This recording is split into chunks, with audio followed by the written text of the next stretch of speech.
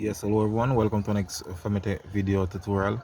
Now for this episode guys, I'm going to show you car care tips. So in terms of you adjusting your rear view mirror, so this is my right rear view mirror.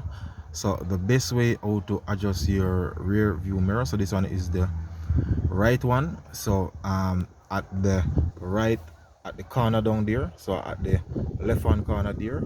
Now definitely your front door, the handle of your front door, you should be able to see it at the right corner right there. As you can see the handle of the front door. So some process in terms of adjusting, they might have it, I'll show you, they might have it in like that.